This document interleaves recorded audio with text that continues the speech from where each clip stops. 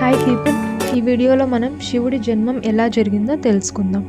మనలో చాలామందికి కథ గురించి ముందే తెలిసి ఉంటుంది, కానీ అసలు శివుడి జన్మం ఎలా జరిగింది, ఇంకా దేని వలన ఆయన ఇంత ప్రాముఖ్యతని పొందాడో ఇప్పుడు తెలుసుకుందాం. శివ పేరుకి అర్థం స్వచ్ఛం, పవిత్రం. ఈ సృష్టిలో స్వచ్ఛమైనది, పవిత్రమైనది ఏమన్నా ఉంది అంటే శూన్యం మాత్రమే. అవును, మీరు విన్నది నిజమే. శూన్యం లేనిదే ఈ జగత్తు లేదు. అనంత విశ్వం ఉద్భవించింది శూన్యం నుంచి. అందుకే విశ్వకర్త అయిన శంభువుడు శివ అని అందరితో పిలువబడతాడు.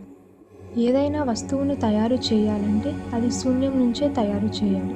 ఎందుకంటే చివరకు ఆ వస్తువు శూన్యంలోకే చేరుతుంది కాబట్టి శివుడికి శివ అని పేరు వచ్చింది.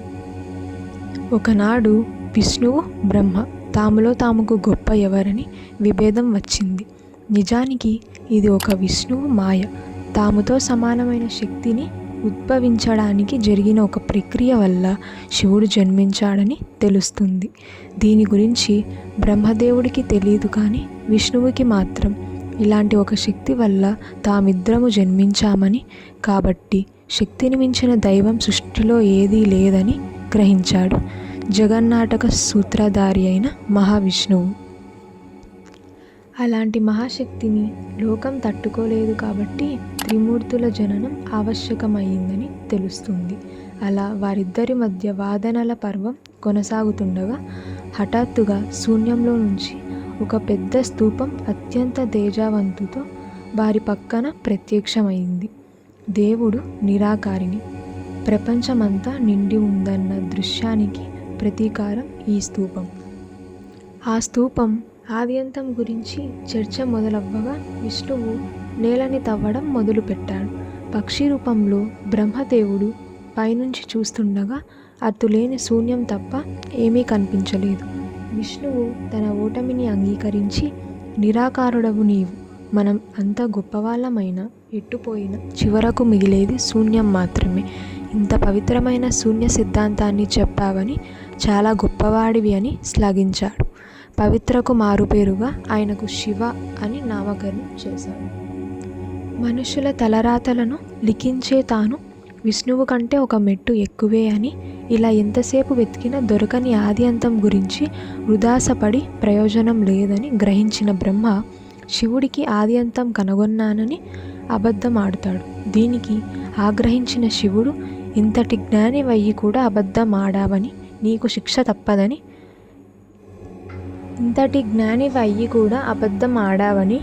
శిక్ష తప్పదని ఎంతటి జ్ఞానులైనా సృష్టి గురించి తెలుసుకున్న దశలో చివరికి శూన్యానికి చేరాలని సిద్ధాంతాన్ని పక్కన పెట్టి, కేవలం నీవు గొప్పవాడివి అనిపించుకోవడానికి కోరికలు నిండిన ఆ తలలో ఒకటి నేల రాలాలని శపిస్తాడు. ఇంతటి అబద్ధం ఆడిన కారణంగా త్రిలోక పూజలకి నీవు అర్హుడివి కాదని శపిస్తాడు. ఆ ప్రళయ శక్తి స్వరూపాలని లోకం తట్టుకోలేదు అని శివుడిని శాంతింపజేస్తాడు మహావిష్ణువు. అప్పటి నుంచి కోపం వల్ల కలిగే అనార్థాలకు లోకం బలి కాకూడదని ధ్యానం అనే ప్రక్రియను మొదలుపెట్టాడు మహాశివుడు. అలా త్రిమూర్తుల సంభవం తరువాత జగజ్జనని అయిన అమ్మవారు మహాశక్తి రూపంలో ప్రత్యక్షమైంది. శివుడి గల గుణగణాలని బ్రహ్మకి వివరించింది. శివుడు సత్వ సిద్ధాంతాల ప్రకారం సృష్టించబడ్డాడని, అవి ఏంటంటే ప్రేమ, త్యాగం, శాంతం, రౌతం, తేజం. ఇలాంటి గుణగణాలు ఉండటం వలన ఎలాంటి ఆడంబరాలు రుచించవు. రజస్ ఇంకా తమస్ అనేవి శివుడికి అలంకారాలు. ఎంతటి వారైనా తనలో ఐక్యం కావాలని కోరుకునే స్వచ్ఛమైన మనసు శివుడిది. కాబట్టి ఈ స్వభావాల వల్ల శివుడు చేసే తప్పులన్నీ సరిదిద్దే బాధ్యత విష్ణువుకి అప్పజెప్పి, త్రిమూర్తులకు తన అంశాన్ని 3 భాగాలుగా చేసి వివాహం చేస్తుంది. వారే సరస్వతీదేవి, లక్ష్మీదేవి ఇంకా పార్వతీదేవి. అలా శివ జన్మం తర్వాత త్రిమూర్తులు లోకాన్ని పాలిస్తున్నారని తెలియవస్తుంది. లోకం ఎలా పరిపాలించాలని బ్రహ్మ నిర్ణయిస్తే పరిపాలన వ్యవస్థ విష్ణువు చూసుకుంటాడని, ఇంకా వినాశన బాధ్యత శివుడిదే అని మనకి అర్థమవుతుంది. ఇంకా వారిని కూడా శక్తి తాములో కలుపుకున్న రోజు సృష్టి అంతరిస్తుందని తెలుస్తుంది.